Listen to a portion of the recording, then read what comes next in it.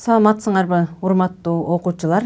Силер менен кайрадан курамында азоту бар бирикмелерди окуп үйрөнүүнү улантабыз. Бүгүнкү өтүлө турган сабактын темасы анилиндин түзүлүшү, номенклатурасы жана касиети.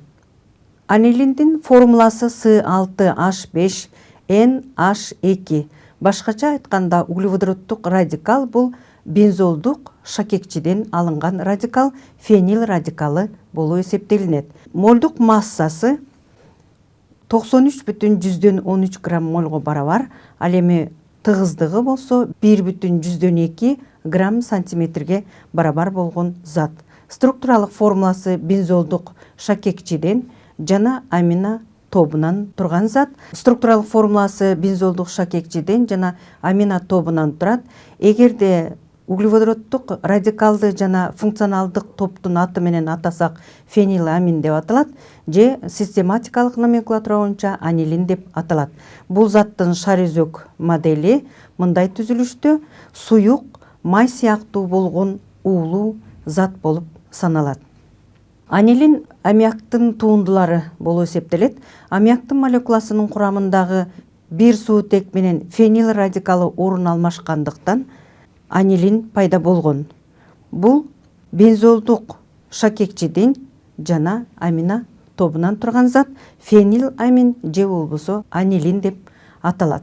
Аммиактын молекуласындагы суутектин бир атому бир эле бензолдук шакекчи менен орун алмашкан учурда анилин пайда болсо, экинчи суутек менен дагы бензолдук шакекче орун алмашкан учурда курамында 2 бензолдук шакекчеси бар жана NH-тан турган зат пайда болот.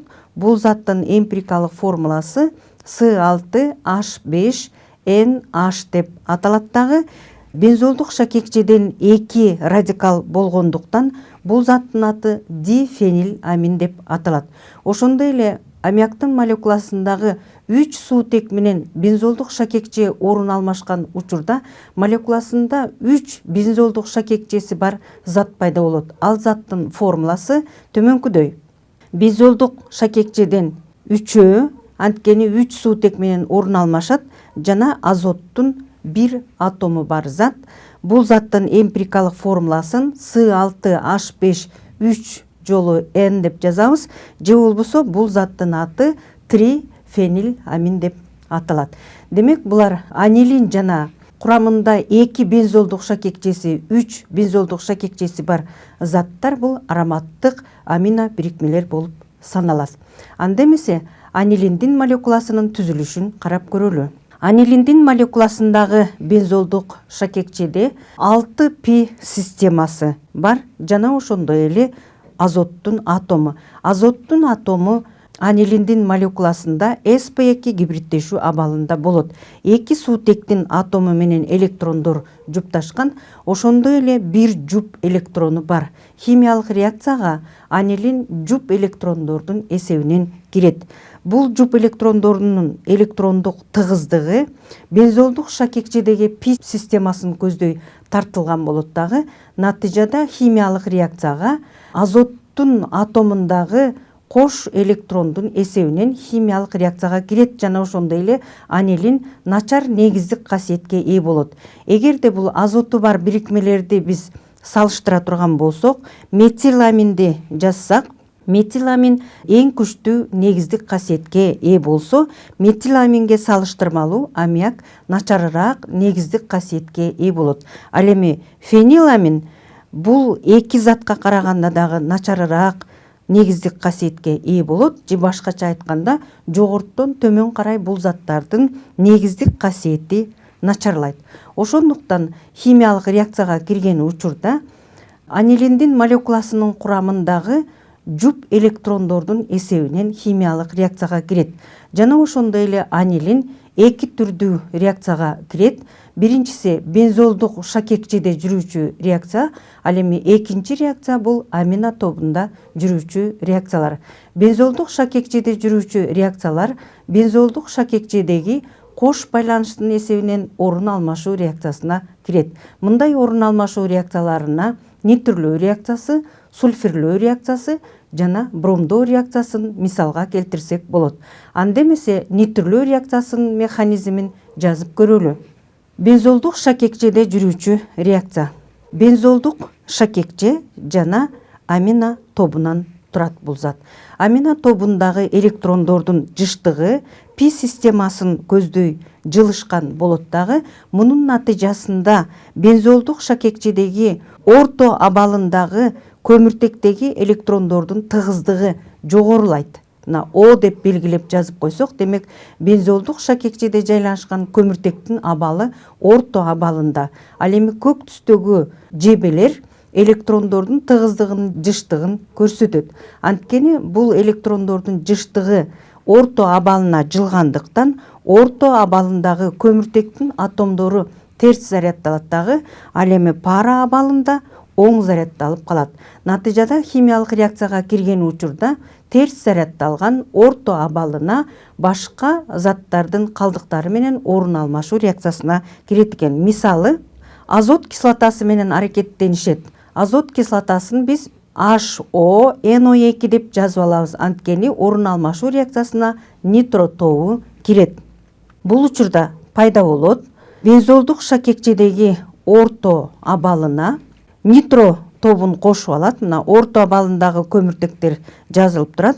Бул жерге NO2 нитро тобу кошулат. Ал эми калган пара абалына орун алмашуу реакциясы жүрбөйт жана ошондой эле суу бөлүнүп чыгат. Пайда болгон затты биз 2,4,6,3 нитро анилин деп атайбыз.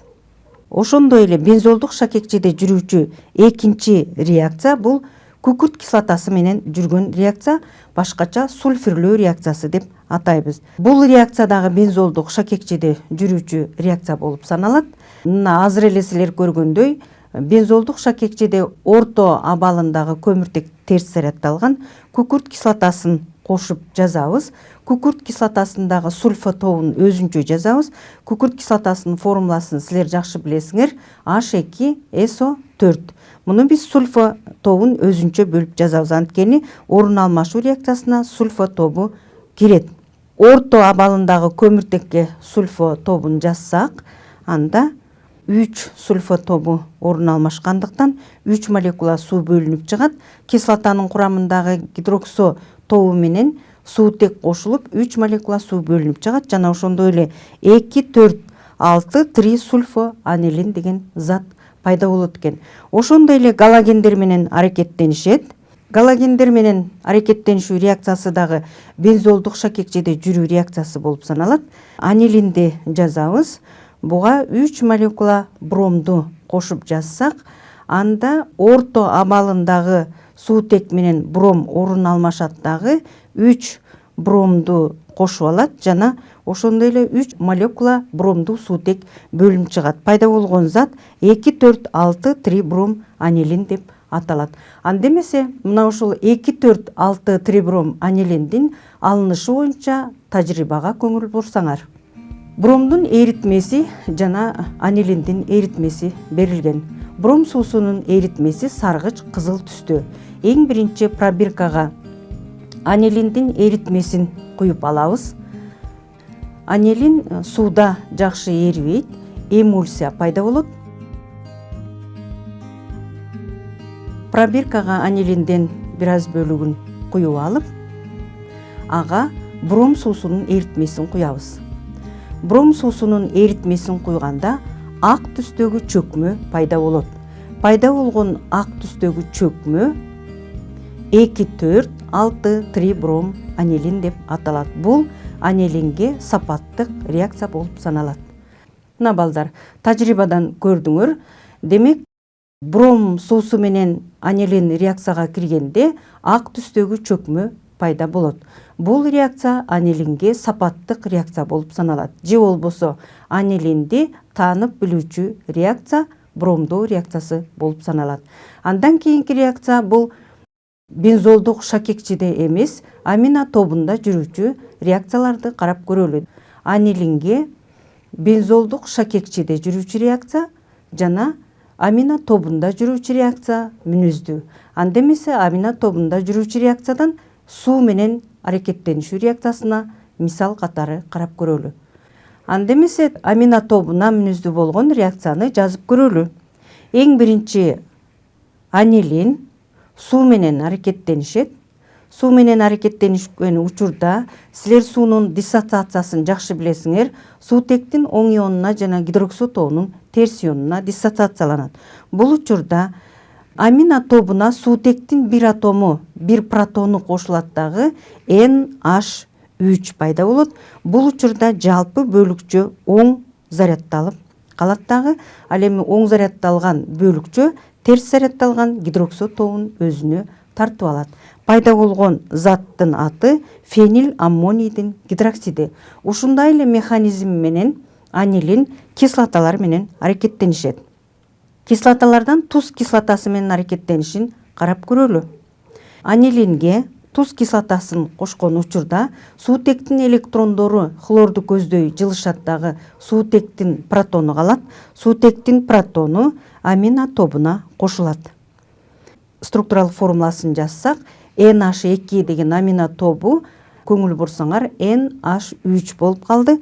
Себеби суутектин протонун кошуп алган учурда жалпы бөлүкчө оң зарядталат дагы терс зарядталган хлордун ионун өзүнө тартып алат. Пайда болгон заттын аты фенил аммонийдин хлориди. Анда эмесе мына ушул фенил аммонийдин хлоридинин пайда болушу боюнча тажрыйбага көңүл бурсаңар. Анилин жана туз кислотасынын эритмеси берилген. Пробиркага бир аз анилинден куюп алабыз. Анилинди сууга аралаштырып, анилиндин эмульсиясын даярдап алабыз. Пайда болгон анилиндин эмульсиясына туз кислотасын куябыз.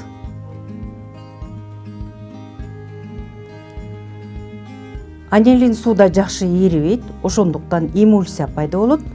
Пайда болгон эмульсияга туз кислотасын кошуп аралаштырабыз. Бул учурда туз кислотасы анилиндин эмульсиясын эритет.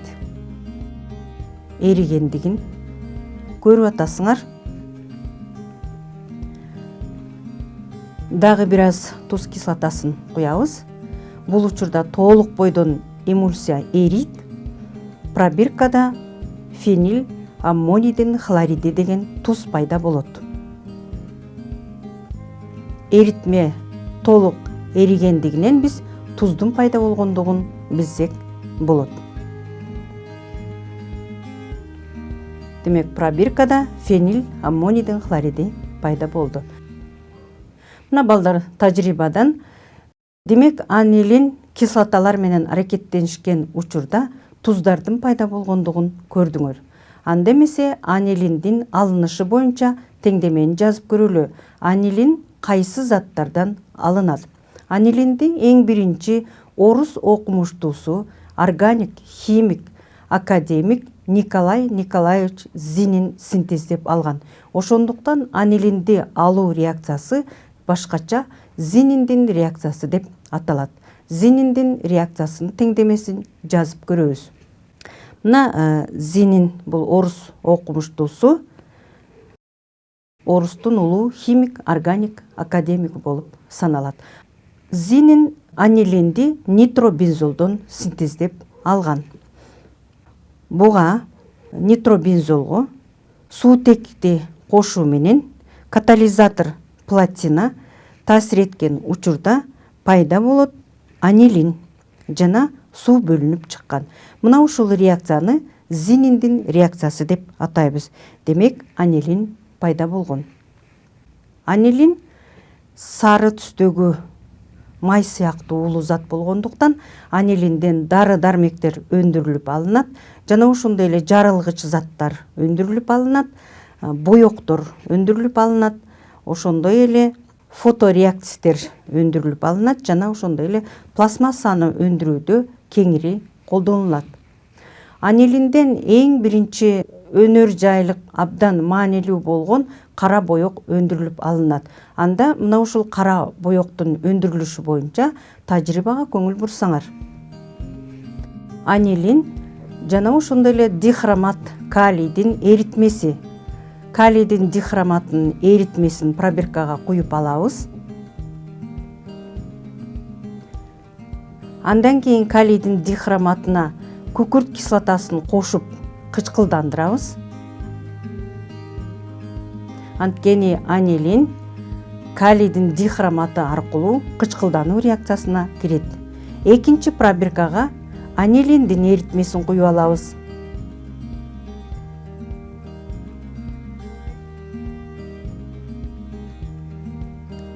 Анилиндин эритмесин куюп, суу менен аралаштырабыз.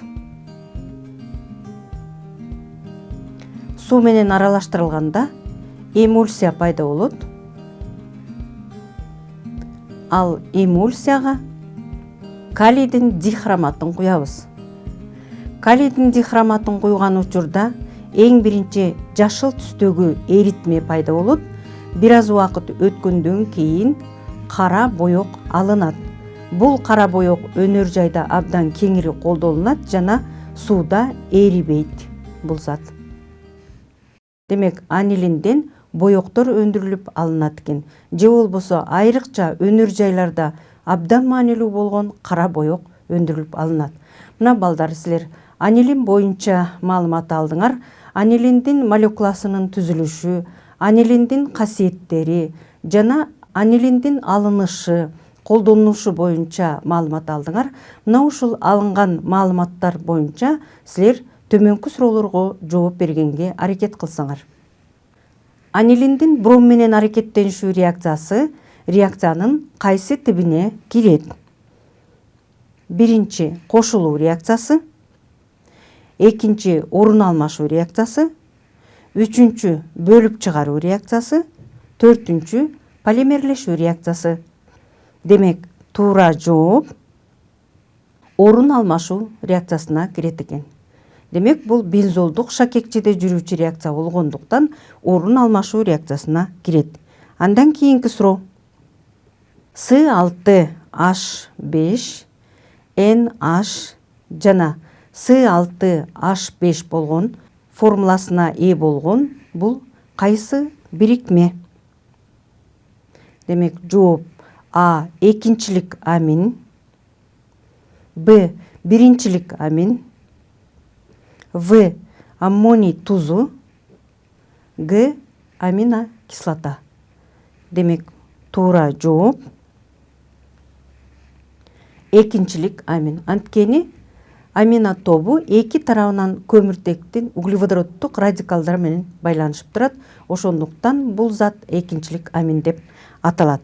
Демек, бүгүнкү сабакта анилиндин жалпы мүнөздөмөсү менен тааныштыңар.